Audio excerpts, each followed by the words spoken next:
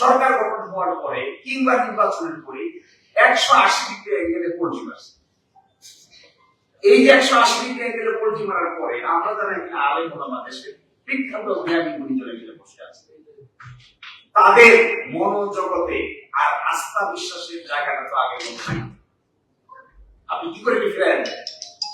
আপনি জানতে কি বাজারে যে কমেন্টে যে ইন্টারভিউটা করেন, ইন্টারভিউর নিচে কমেন্ট গুলো দেখবেন টেলিভিশনে যে ভিডিও ক্লিপটা ছাপা হয় অথবা আপনাদের মতো মিডিয়া যেগুলো ছাপে, তার নিচে কমেন্ট বক্সটা দেখবেন। গতকালকে আমি 2500 কমেন্ট একসাথে করে অ্যানালাইসিস করে দেখার চেষ্টা করেছি।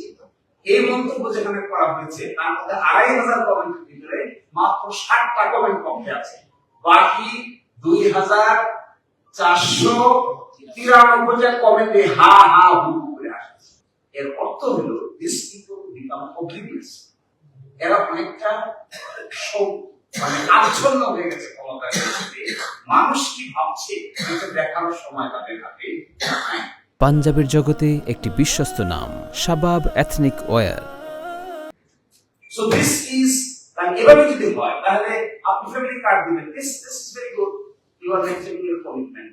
তাহলে জুলাই 4 সম্পর্কে কমিটমেন্ট মেইনটেইন করেন না, ঠিক আছে? আপনি যে অংশ, আপনারা যে অংশ কমিটমেন্ট করছেন, উই অ্যাপ্রিশিয়েট দিস, আমরা এটা সম্মান করি, আমরা এটা ইজ্জত করি। কিন্তু এট দ্য সেম টাইম আমরা সবাই মিলে যেখানে আলোচনা হলো, একমত হলো, স্বাক্ষর হলো, এখান থেকে যে সরে আসছেন, এই কমিটমেন্টের কথা আপনার কাছে মানে আমাদের কাছে মানে।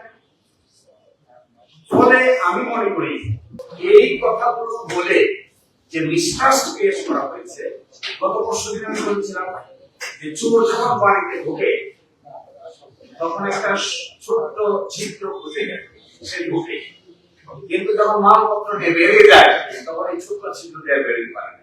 তখন তাকে হাইটের দরজা খুলে বের হয়, অথবা ভেঙে বের হয়, অথবা বড় ধরনের শীত বের হয়, কারণ তখন তার সাথে মালপত্র।